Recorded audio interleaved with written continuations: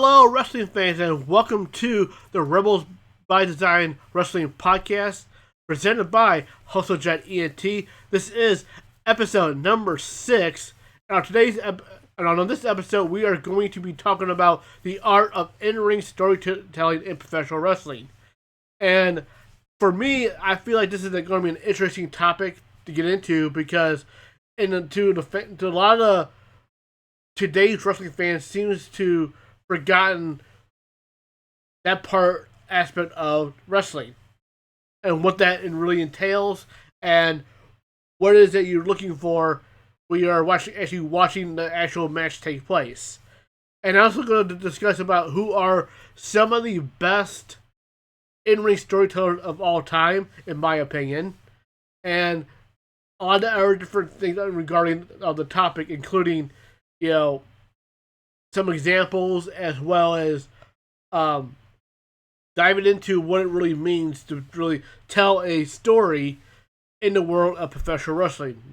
But before we get into the topic in hand, there are a couple of things I want to talking about as we start the new year of 2025. Is that the next episode, which is going to be episode number 7, we will have Herb Simmons on here, who is a longtime wrestling promoter for over 50 years involved in the wrestling industry. He currently promotes South Illinois Championship Wrestling, SICW for short. He is also a big part of the St. Louis Wrestling Hall of Fame, as well as kind of a wrestling historian when it comes to the St. Louis wrestling world, including wrestling at the Chase and so forth. So we're going to share a lot of old school classic wrestling stories. We're going to talk about Bruiser Brody, Andre the Giant, Ric Flair, Harley Race, and all the many, many legends who have walked through the halls of the wrestling at the Chase and so forth. So very excited for that. He also is promoting a fan fest in the month of May. So those of you who can make the travel, tickets are still available, as well as hotel reservations. That happened on the weekend of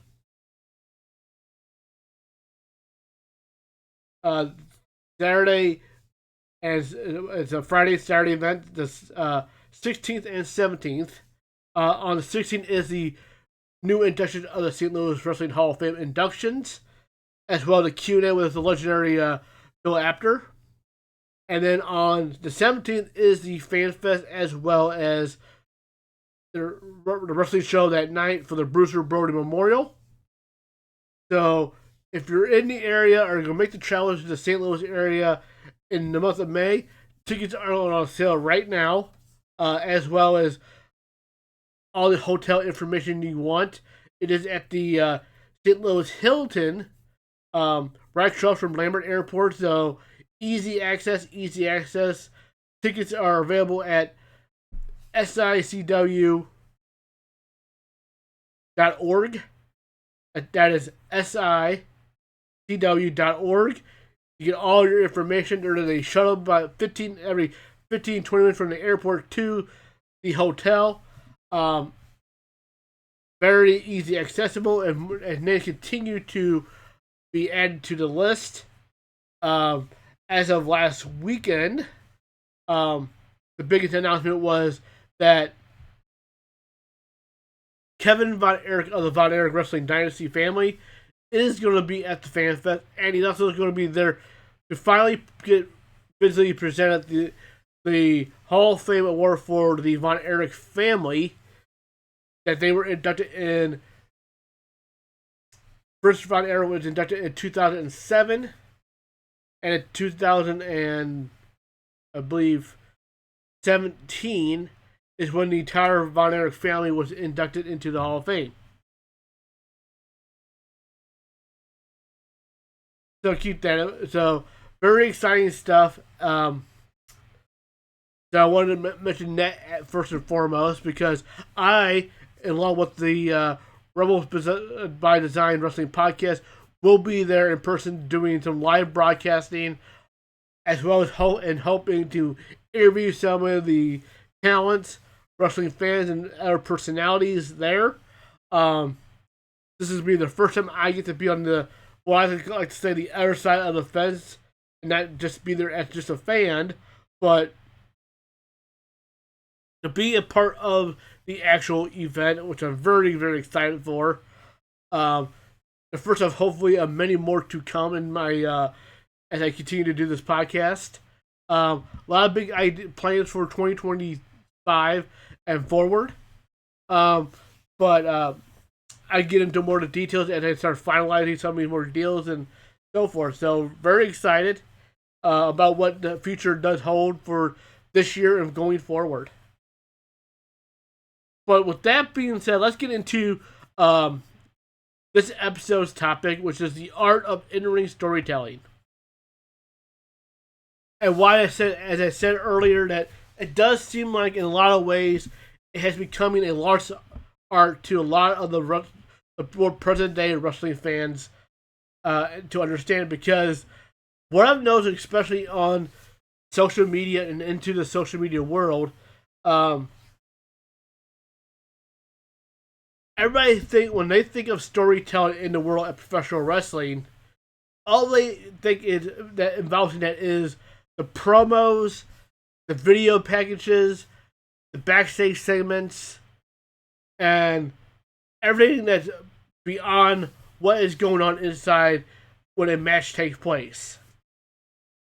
And people believe, and there's a lot of people that kind of believe that the in-ring stuff in the ring doesn't really matter that much, which is not true. They go hand in hand in the scheme of things. Both of them are equally important. It's kind of like, my best example of that is, imagine if the entire wrestling show was just the video packages, just the promos, just the backstage segments. You take away every single match on the show. What do you got? Either you have a sitcom kind of show, or you have this massive build up to what's going to be coming, the fight scene in an action movie, but you never get the fight scene of the action movie. You're just building up to nothing. That's basically what a wrestling show would look like without the in-ring action. But when it comes to in-ring storytelling and how valuable and important it is because it's about selling everything that has led to why these two tag teams, singles wrestlers, or whatever the case may be, are having said match. No matter what kind of match it is, and all the components, why is that match happening? Yes, the promos, the build up to that match is very important. I'm not saying it's not. But the art of in-ring storytelling is in the action of what's going on in that ring, is how the expression of the faces of the wrestlers, everything that they're trying to do in that match to drive the point home of how mad they are to the other person in that ring after everything that was done to have that match. And the same goes for tag teams and whatever else, whatever kind of match you think of, but why is everybody involved in that match, why are they fighting? That's the promos and backstage segments and stuff like that. But the in-ring stuff is them selling how much they want, is showing how badly they want to get their hands on that other person, that tag team, the other two people in the ring, the other three people in the ring, whatever the case may be. Why everybody is, it's important.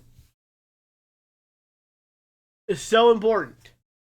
And the art of in-ring storytelling involving how well is they're selling each other's moves. How well are they showing the emotion of the hatred that they have for one another, or whatever the case may be.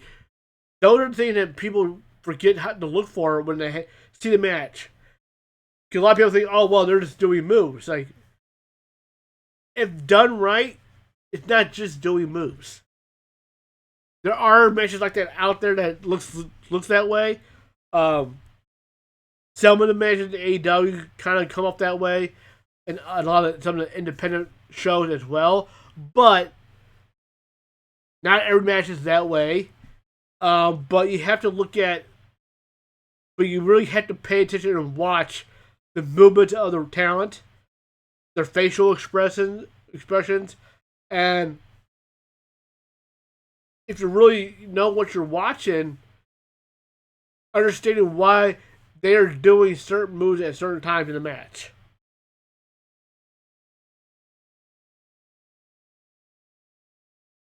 These are the things that you really, if you really know what you're looking for, and you really pay attention to it, you understand how important the match itself really becomes to drive that rivalry, that feud home, so to speak, and take it to the next level.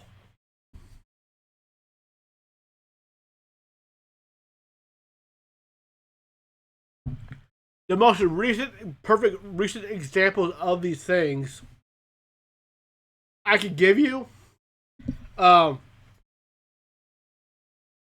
is the entire series of matches that CM Punk and Drew McIntyre had that led to Hell in a Cell.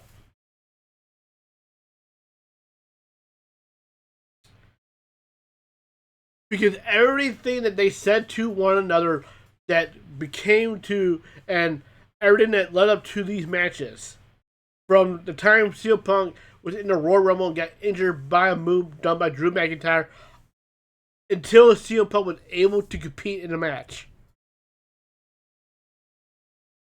You see how important, yeah, the promos and stuff is all that was important, but what drove that feud home was the amount of hatred these guys showed to one another when that bell ring and then had that match. Then you saw the brutality in these matches. You saw seeing how you saw the facial expression. You saw these guys doing whatever it took to try to really hurt one another. And you saw their bad or beating up bodies after these matches were done with. The in-ring storytelling was made that so special. The Hell in a Cell, that kept up the entire rivalry between the two of them, was perfection in a lot of ways. That match had it all. You saw the emotion, you felt it. You saw how and the art of it was how well that match was laid out. That everything in that match was about this guy is trying to hurt that other guy the worst way possible. And the other guy trying to do the same thing to the other guy. That's, and that was, if you took all that away, you're left with nothing.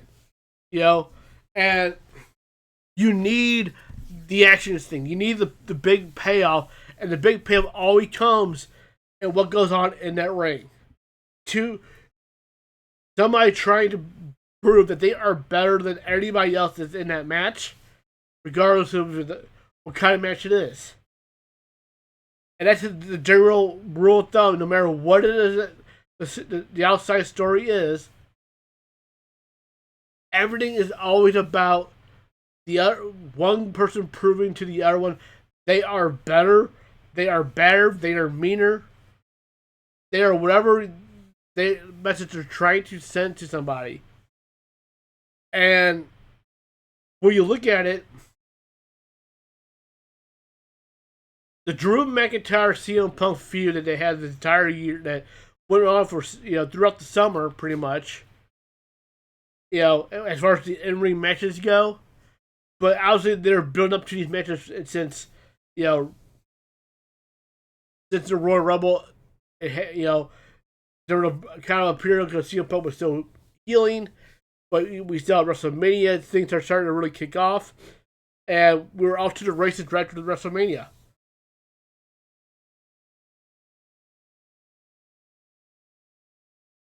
But that was a classic example of good brutal storytelling. And there's a lot of good examples of matches that really tell that story, and what good in ring storytelling looks like. Um, and to me, the perfect in ring storyteller of all time, in my opinion, is Bret Hart. And I say this because he had this way. Okay, Bret Hart had a way to tell an amazing story in the ring because he had a different way and approach to deal with wrestlers are different sizes.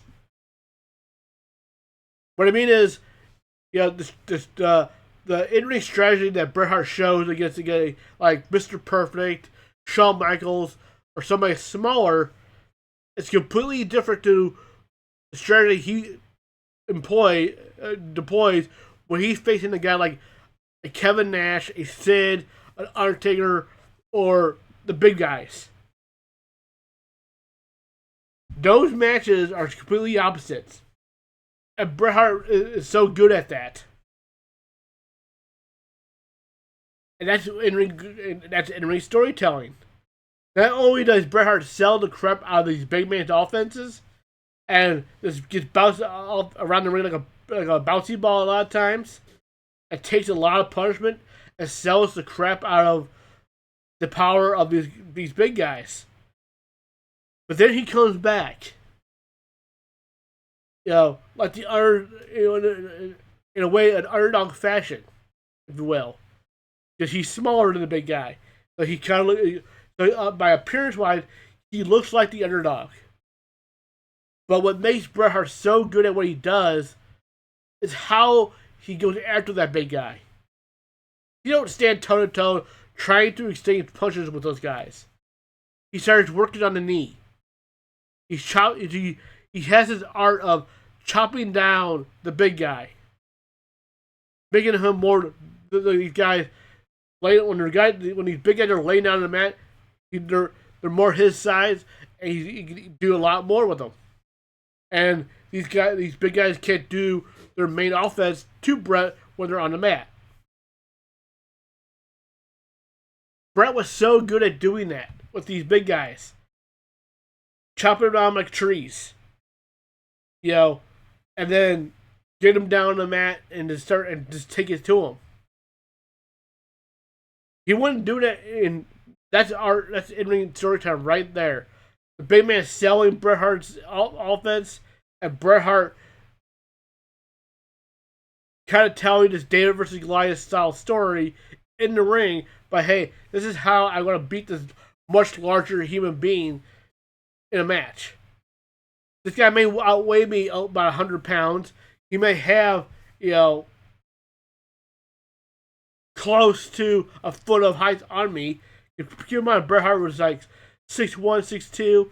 He's fighting these 7-foot guys. How did he had a way of taking the bigger, heavier guy down to his level.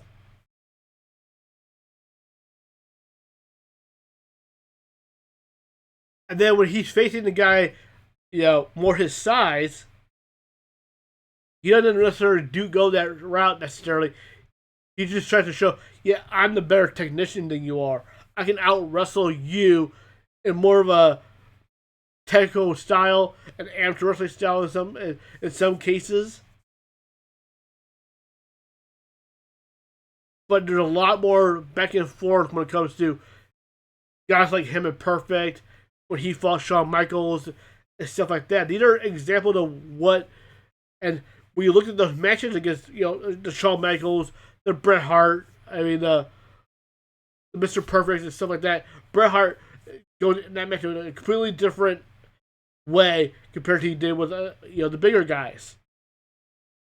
That's what good storytellers do, is they change it up in a way. They have a different approach to whoever their opponent is. And that's what makes it special when you see these guys do their go to work and you pay attention to what they're doing, and then you start to understand. Okay, now I see why they are doing what they're doing.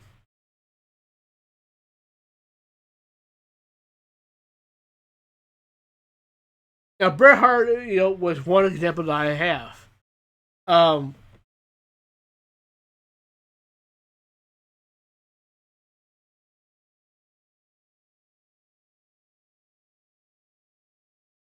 but there's other ways to tell a good story that's not just the David versus Goliath style, or showing that you're the best technician in the world. Another good way to look at it is, even in a more brutal fashion. Look at the you know you know Stone Cold Steve Austin and Bret Hart. Okay, as these two progressed, you know they had this heated rivalry. Their first match was more of a technical masterpiece. Um, Steve Austin at the time, pre-neck injury, may I add to, was also known as one of the best technical wrestlers in wrestling at the time. He was, he's very underrated when it comes to that. And the reason why Bret Hart has mentioned in interviews later why he wanted so badly to face Austin. So when you watch Survivor Series '96, the first time these two got in the ring together, that was the story of that. That was the beginning of the big part of their story feud. Bret Hart was making his comeback after the first time he was seen him in the ring since WrestleMania 12 of that year. Bret Hart making his comeback. Meanwhile, Austin has began to establish himself, and these two went out there and tried to prove to each other who is the better technician in the match. That's how it started. And it's a phenomenal match. Highly recommend to go watch it. And the match ended in such a great storytelling way. It was just a simple case of Bret Hart had a really good counter to one of Austin's moves, and just outsmarted Austin. That was the way the finish of that match was. Austin had him in a $1 Million Dream move.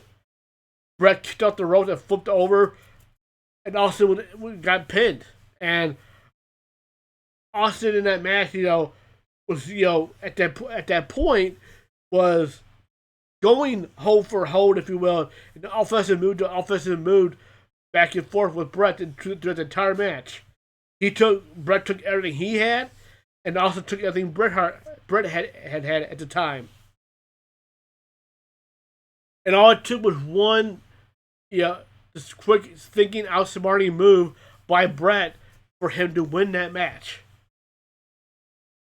And as time goes on, the hatred that these two had for one another kept getting hotter and hotter and hotter, and then became more not just about proving who is the better technical wrestler. They just hate each other so much, and all Austin started to care about was how bad he just wants to beat the hell out of Bret Hart. That was the change that you saw in their rivalry as time went on. And at the same time, we're seeing more and more of the progression of the development of the Stone Cold Steve Austin character at the time, because it was still relatively new, going and getting really established within the first couple of months prior to Bret Hart's return. Because the name change and everything else just had happened like within a couple months prior to that. That year's King of the Ring in August. So we think about, okay, July. You always think July, August, September. You know, we're talking about going into the fourth, fifth month of the character development, and Austin had yet to really had um,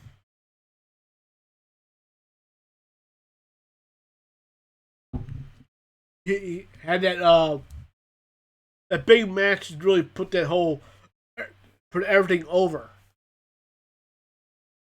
We are seeing a hint of it, but Bret Hart was that first main event level wrestler that he got in that ring with and had that program with. And then when you fast forward to where it started and then where it ended up going, WrestleMania 13. Again, phenomenal in-ring storytelling match. It went from the whole thing went from who was the better technical wrestler to two guys who wanted to not only beat the hell out of each other, but it was a story of Austin showing that he had no quit, refusing to ever give up, took whatever Bret Hart dished out to him, and Bret Hart, just as in return, wanted to beat the hell out of Austin. And Austin bled like a bled like a stuffed like a pig in that match. He wore that Christian match when it became one of the more iconic visuals in wrestling history. But when you watch that match, you see how more intense the ring stuff got, how badly both guys wanted to just hurt the other guy, and what made that match so special was it led to the double turn, where Bret became the villain and Austin became the hero. And he also was still the anti-hero, but fans, respected Austin a lot, mainly because of the refusal to give up, refusing to tap out. The match ended by passing out, and what led to the double heel turn was the unconscious Austin. Bret kept attacking after the match the bell was rang. He kept, attacking Bret, a unconscious Austin, to the point where special guest enforcer referee Ken Shamrock, waistline took down Bret off of Austin, and then Austin again showed his temper when he came to, again refusing help from anybody and trying to walk to the back by himself. That was the art of physical storytelling right there. The entire progression of that match, how Austin, refused to give up, and how they wanted to beat the heck out of each other, and everything, because lead up to the hatred of what these two have had. That's what in-ring storytelling does. Is like they send they're sending the final message home of, okay, these two guys truly hate each other so bad that they, when they bell ring, they want to hurt each other. And then you talk about the brutality of that match, and they make you think of the art of the Undertaker and Mick Foley, specifically Mankind. Mankind, when he first got there, he was, this more darker, more monster. He was a monster, that was very unique because he was able to,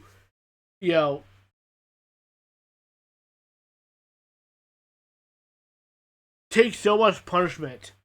And that what made it so interesting when he fought The Undertaker was, here's The Undertaker who's known to be, the Dragon Slayer of other monster characters.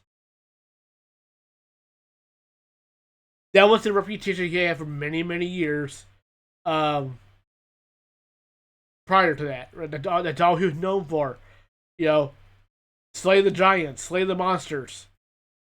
And then Mankind comes in, uh, basically able to take whatever the Undertaker was dishing out to him and kept fighting back. Kept fighting back. And Undertaker and Mankind keep coming back, being just as violent, if not more at times, more violent towards the Undertaker in a way that you never saw anybody else do to the Undertaker at that point. Here's the guy that going into that Undertaker was this guy that dominated most anybody he was in the ring with. It took multiple people to keep the man down in the past. And here's this one guy that was able to almost break the armor of the Undertaker in a sense. And was willing to sacrifice himself in his own body in the process to go, hey, I am willing to do whatever it takes to hurt you, even if it means I'm hurting myself in the process. Which led to these, brutal matches like the Boiler Room Brawl, the Buried Alive match, and then encapsulated a couple years later, the Hell in a Cell match that became so famous. The hatred never went away between these guys. It just kept circling back around, as Undertaker and Kane in the process. And we're talking about that in a minute, too. Then I'll talk about some other non-WWE examples as well.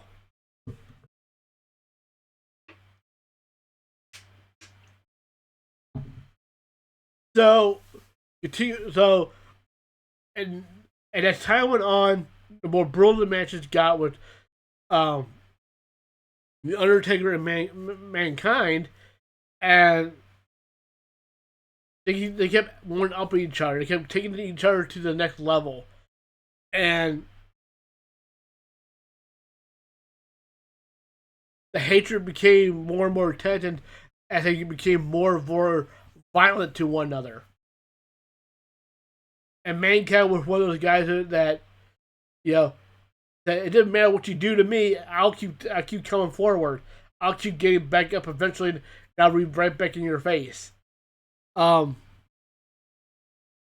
not only that, rivalry also would help put Mankind and Mick Foley in the WWE on the map in the sense of this is what made that whole thing work, the whole gimmick to work, and him to have a Hall of Fame career in the WWE alone happened. Even though he had a good solid run in WCW and ECW prior to that, but it led to him becoming world champion at some point. It led to him having a heck of a career because of these kind of things. And you look at Mick Foley at the time, okay, even after a break period when Foley fought Shawn Michaels and Shawn Michaels gave what Foley said to his eyes one of his best matches of all time.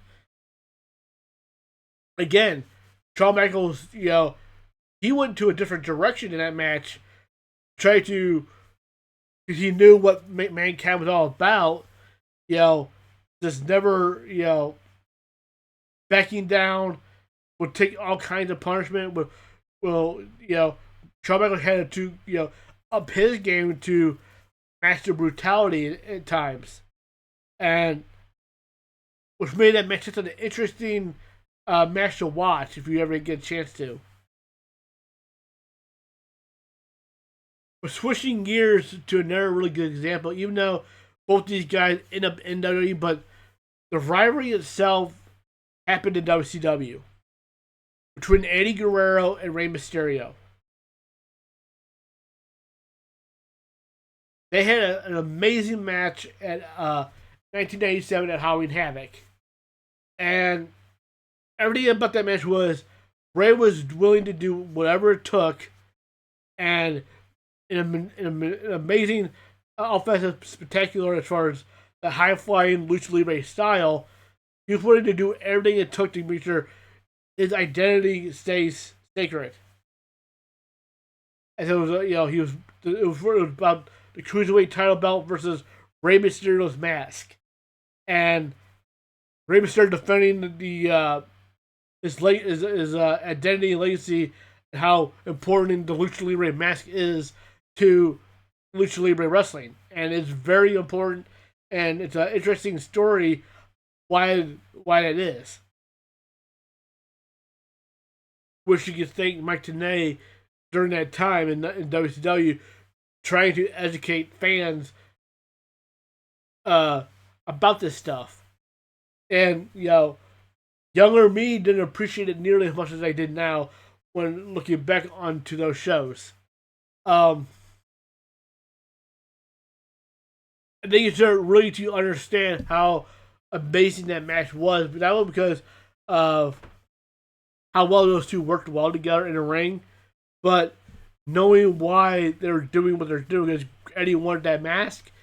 Mysterio wanted to keep that mask, and not only that, become the cruiserweight champion. Um,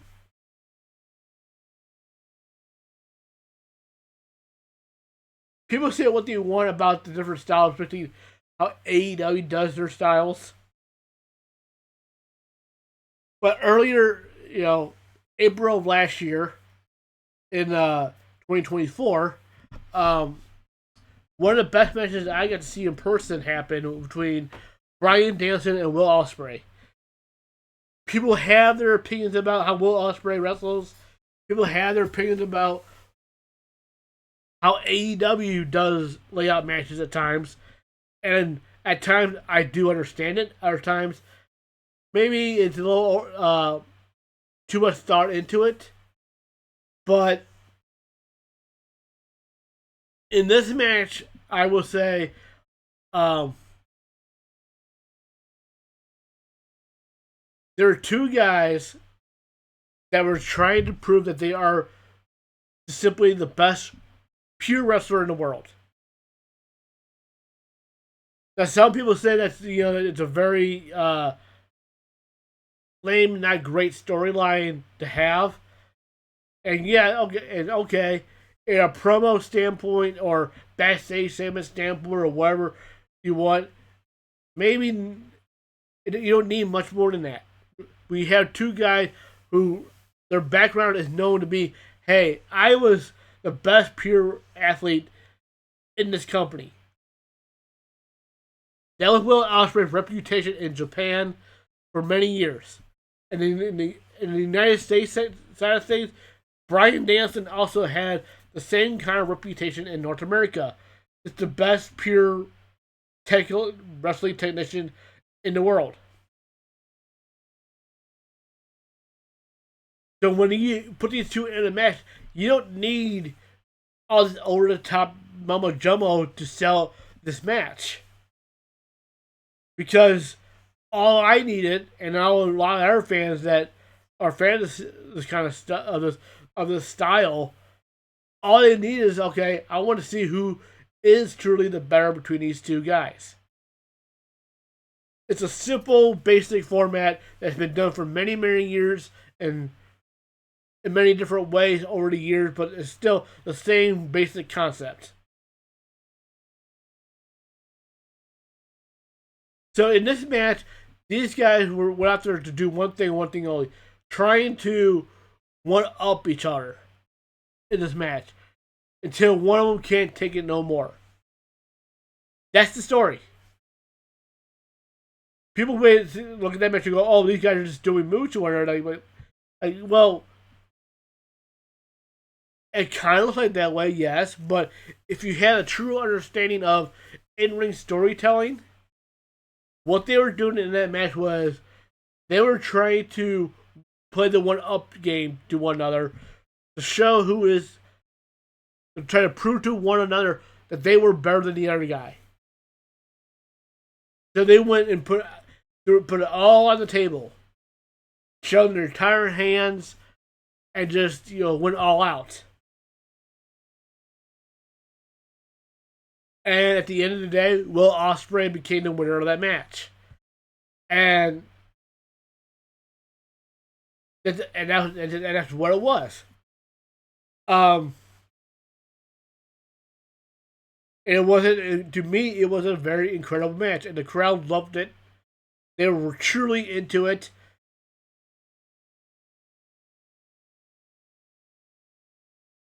and that's the important of it. Important, what made that match important. Um, there's so many examples of that style, and also examples of okay, larger than life stuff too.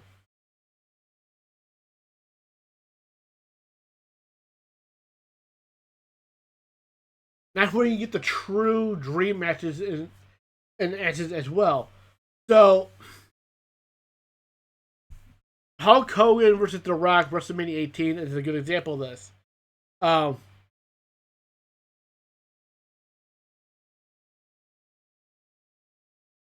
most people do not really remember a lot of the segments lead up to that match anymore. And the reason behind it is because it didn't need any of that. All they needed was the match itself to happen. All they needed is the one segment when The Rock challenged Hogan to that match. Then, once that happened, it was off to the races. That's all anybody needed because everybody saw, okay, you had two generational talents from different eras. Hogan of the 80s and like you took in the 90s, and then you had The Rock of that present day star. Hogan was on his last main run. And The Rock, here's The Rock. There's The Rock at the peak of his career, and Hogan was still good enough to do what he normally did prior to all the back surgeries and body part replacements he has had with the hips and the knees. Hogan still had enough in the tank to work. So when you get the opportunity to have the guy who was a face at the company for many years, who had a Hollywood career and all that stuff on top of that, versus in 2000 and 2000 to 2002, The Rock was the same thing. He was the movie star. He was, one of the most popular baby faces in the company. Debate with Austin if it should have been, who should have fought Hogan at the WrestleMania. But everything kind of matched up better being Rock and Hogan based off their backgrounds. And that's what made that match that also made that match interesting because the fans needed was okay, these two generational talents. What happens when these two collide? And we got that again later with Rock and Cena. It was the same thing. Two different generational talent for different eras. What happens when these two eras collide? Who's better? That's always what the story was.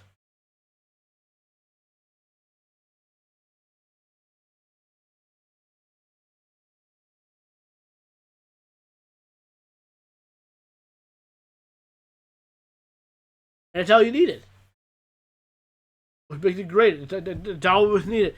Sometimes the best matches has happened over the most simplest way. And the in-ring storytelling of the match was Hogan trying to prove to the world that not only that he still got it, The Rock's trying to show that his generation and his time that he's the man. That's the gist of the in-ring storytelling of that match. Rock showed that he's better, and Hogan's trying to show the world that he still got it. And in a lot of ways, it's the same story you got with The Rock and Cena. You know, The Rock was the 2000s. Yeah, the early The Rock was the generation behind Cena, and those two generations collide, and The Rock kind of showed that I still got it after many years gone. Then the rematch showed that Cena's like, yeah, well, you haven't got my best yet. I can one up you.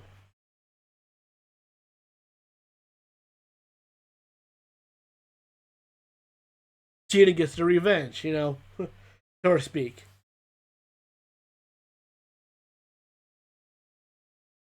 And we're looking at the classic NWA stuff. You look at Flair, Dusty Rhodes. Okay, there's an example there. Flair had a style, Dusty had a different style. Not only in a character way, but in the match, you always saw, okay, Dusty never backing. Flair was high class, did whatever cheap, booked way to get the advantage. Sometimes had help with the horseman and all these other things. Dusty was like became, the ultimate underdog in a lot of ways because, he didn't have the bodybuilder body. A lot of times he's fighting by himself. Uh, Fans related to so much because he was more like them than Flair was like them. He had that whole, the working class man thing going for him, and fans just ate it up. So they wanted to cheer him. You got an itchy nose. They wanted to cheer him. But when the story is told in the ring, Dusty was all about overcoming everything that Flair threw at him, regardless of how many cheap shots Flair took on him. And underhand actions that him and the Horseman did to Dusty. Dusty always kept coming back, find a way to come back and keep defending, continue to fight the fight. And so, like, the best time was when Dusty finally won the championship against Flair. Finally got his justice. Got his moment, Didn't only happen a couple times before I ended up getting the belt back, but when the moment did happen, it was special. You felt it. You believed it. Like, finally, Dusty won up, Flair after all the stuff that Flair put him through.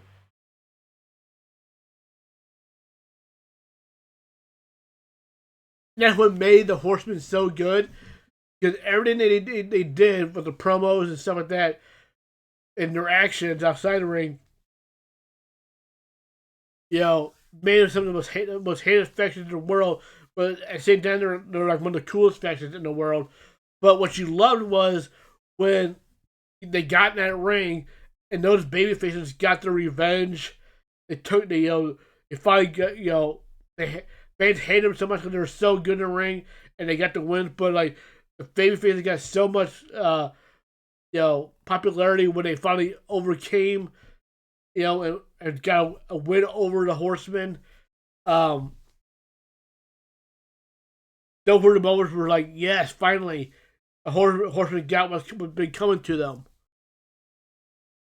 The big payoff is always great, but like, that's what in-ring storytelling is all about. Was you seeing that develop, you seeing the payoff come. Finally, see, okay, and what makes you want to come back to see the next show is when the Horseman does not get their what they got coming to them, and they do something more heel and evilish. That you're coming back next week, just hope that there's somebody's going to come and give it back to them. That's the art. And if you take away the in-ring stuff, you don't have nothing. That's what in-ring storytelling is all about. Is what these two guys, the two sides trying to one up each other, trying to get the revenge, trying to say, "Hey, you ain't gonna push me around no more, or I'm gonna be better than you. I'll do whatever it takes to beat you. I'll do whatever it takes to hurt you."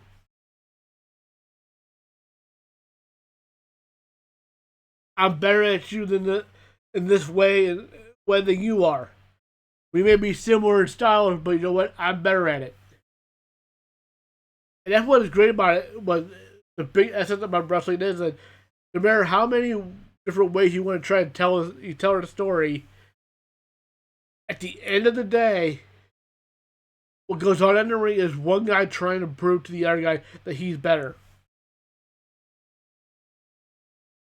It's just a matter of how many different ways can you tell that same story and get to that point and keep the audience involved.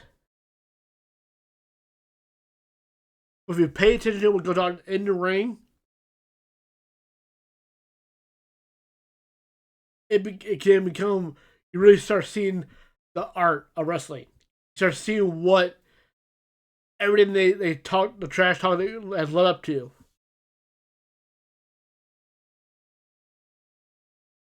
That's when it really gets exciting, especially if you're really well aware of what it is you're looking for and what you're watching, and understanding why they're doing what they're doing.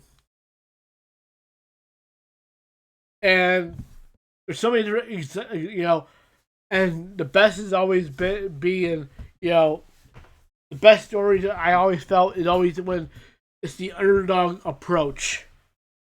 And usually that underdog is done by the babyface, and they go against the odds, or they go, in whatever way you want to be, whether the numbers game or it's the size difference or whatever the case may be, trying to see them what their approach is to overcome that.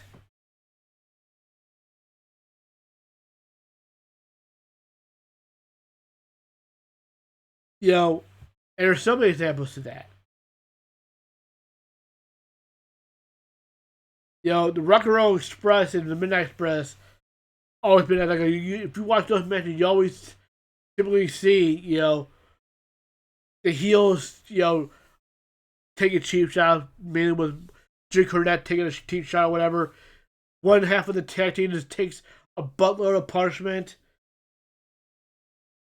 We can never put them away. The event erupt when the partner gets tagged in, starts cleaning the house, making that comeback.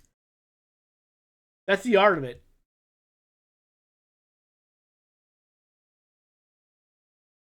And when you see good tag team wrestling matches, a lot of it has that same element into it.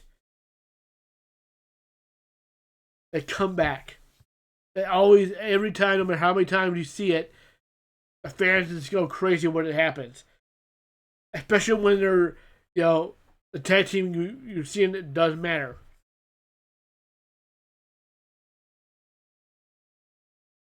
The Hardys were that way because they were so popular. Because why? They were often viewed as underdogs when they're in the ring with like the Dudleys or the APA because they were a smaller tag team and they also, a lot of times throughout the match they take a lot of punishment, but they make their comeback with these innovative, spectacular moves. They're not just moves to me. There's like this is their way of coming back, using their bodies, putting their bodies on the line, making up for what they lack in size, and to, showing their heart, desire, and passion to say, hey, we ain't gonna just take the beating and stay down. We're gonna do whatever it takes to get back into the fight, and do whatever it takes to do it. And it could be as very unorthodox style, but it's still what it is they're doing.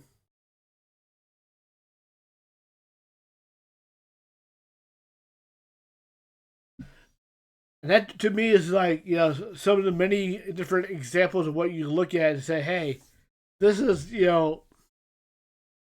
what in-ring storytelling is all about, is seeing the passion, seeing everything about it. And why I always feel like, Bret Hart was, the master class when it comes to that stuff, because of, as I explained, why, he had a different approach in a lot of ways to different opponents. So in a lot of ways, you may see some of the same moves in a lot of matches, but you didn't see the same strategy in each match. You saw a difference. Big guy versus smaller guy, especially. And that was, that's the art right there, is this how you can change yourself and change it up, to comparing to, how you face a smaller guy versus how you face a big guy.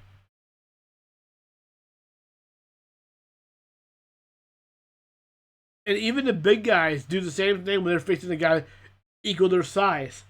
Knowing that, okay, what do I gotta do to beat this guy when he's not the kind of guy I can throw around anymore?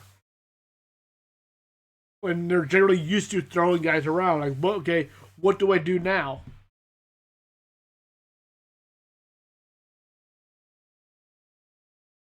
That's a whole other aspect of every storytelling. Watching the big man work against another big man, saying, okay, what do I gotta do to get the upper hand in this situation? It's always very entertaining,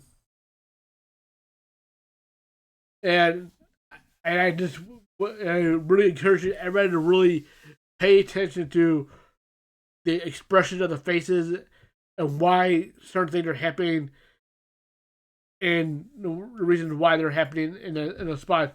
That's what you really got to look for in a match that you know that is done the right way. Um, and with that being said, I'm going to this and conclude episode number 6 of the Rules by Design Wrestling podcast. Uh, I hope everybody enjoys this episode. And I appreciate everybody who listens to this podcast or watches this podcast on YouTube and wherever you get your podcast from. Always appreciate you watching it on there. Until then, I'll talk to you really soon for episode number 7. Thank you.